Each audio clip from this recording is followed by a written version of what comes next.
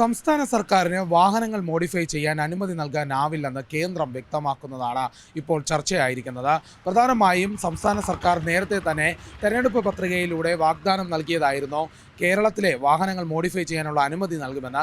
എന്നാൽ പിന്നീട് അത് പ്രഖ്യാപനമുണ്ടായെങ്കിലും പല രീതിയിലുള്ള ഒരു താല്പര്യക്കുറവ് ജനങ്ങൾക്കിടയിലുണ്ടായി. അതായത് വാഹനം മോഡിഫൈ ചെയ്യാൻ ആവശ്യപ്പെടുന്ന രീതിയിലായിരുന്നില്ല എന്നുള്ള കാര്യമാണ്. അതുകൊണ്ട് തന്നെ ഈ പ്രഖ്യാപനം തിരുത്താനായി തന്നെ ജനങ്ങളുടെ ഒരു സർവേ എടുക്കാനുള്ള തീരുമാനം സംസ്ഥാന സർക്കാർ എടുത്തിരുന്നു. ആ സർവേ ഇപ്പോൾ പുരോഗമിക്കുകയാണ്. എന്നാൽ ഈ ഘട്ടത്തിലാണ് കേന്ദ്ര ഗതാഗത മന്ത്രി നിതിൻ ഗഡ്കരി ഇപ്പോൾ മറുപടി നൽകിയിരിക്കുന്നത്.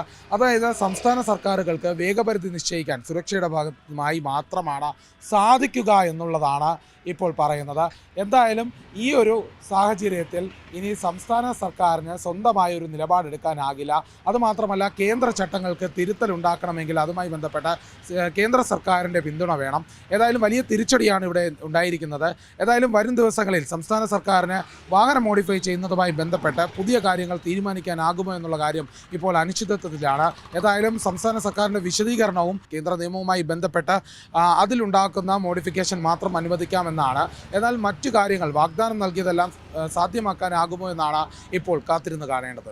ഏറ്റവും പുതിയ വാർത്തകളും വിശേഷങ്ങളും വിരൽത്തുമ്പിലറിയാൻ സീ മലയാളം ന്യൂസ് എല്ലാ ഡിജിറ്റൽ പ്ലാറ്റ്ഫോമുകളിലും ലഭ്യം.